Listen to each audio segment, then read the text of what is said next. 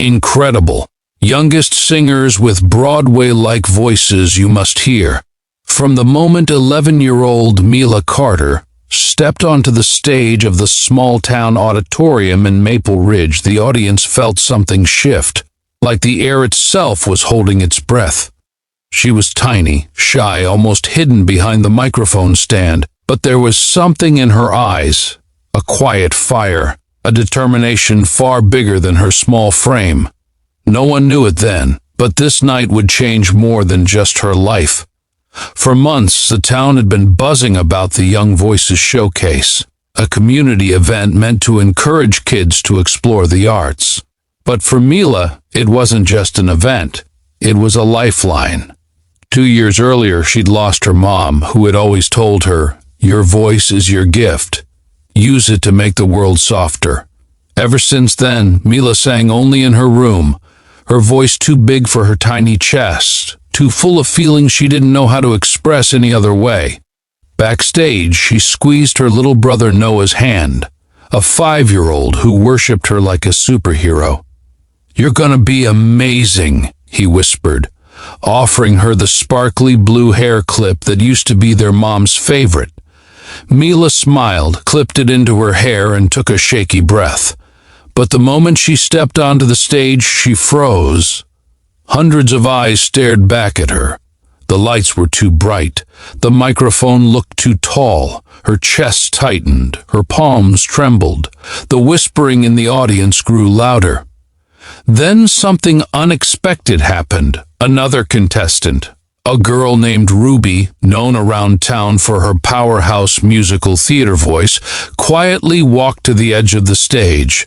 Instead of smirking or showing rivalry, she held up both thumbs and mouthed, "You got this." That one tiny act of kindness unlocked something inside Mila. The music began, and with the first note, the room transformed. Mila's voice wasn't just good. It was breathtaking, rich, warm, completely unexpected. The kind of voice that made people forget where they were. You could hear the influence of Broadway greats, but with a softness and purity that only a child could carry.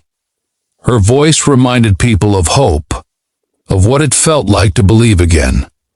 The crowd stared, stunned. Some with hands over their mouths, some with tears they didn't expect. But halfway through the song, the most surprising moment of the night occurred. As Mila sang a high, emotional note, she noticed her little brother Noah in the front row, his small chin trembling, tears streaming silently down his cheeks. She knew that look. He missed their mother, and seeing her sing, seeing her bring Mom's dream to life, was overwhelming him. Without hesitation, Mila stopped singing. A gasp rippled through the audience. She stepped down from the stage, knelt beside Noah, and wrapped him in her arms. "I'm right here," she whispered softly. "We're doing this together, okay?" The room was silent, completely silent. It wasn't the silence of disappointment. It was something deeper, something reverent. People knew they were witnessing something more important than a performance. After a moment, Mila wiped Noah's tears and held out her hand. "Come sing with me?" she asked gently. Noah shook his head nervously. "I'm not good like you. You don't have to be," she said. "Just be you. That's enough." Together, they walked back onto the stage. The pianist, catching on, restarted the song softly. Mila began singing again, but this time she sang to Noah, guiding him, encouraging him, letting him feel safe in the sound of her voice. And when Noah finally whispered a few shaky words into the microphone, the audience melted. It wasn't perfect, it wasn't polished, but it was pure, it was real.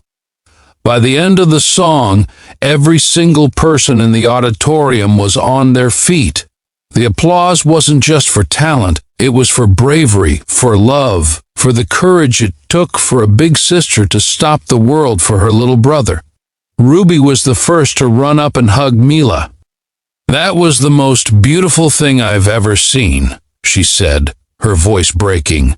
The judges wiped their eyes. Parents pulled their own kids closer.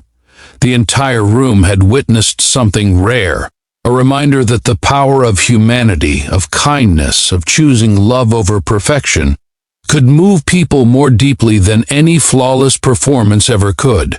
When the winners were announced, Mila and Noah received a special recognition, the Heart of the Showcase Award.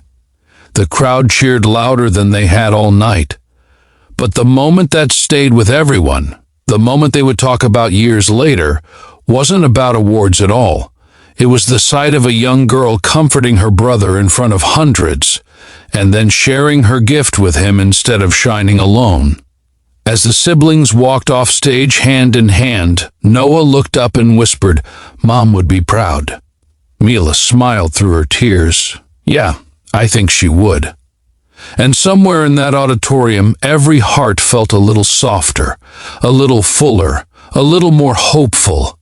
Because sometimes the most incredible voices aren't just the ones that sound like Broadway. They're the ones that remind us what it means to love. The end.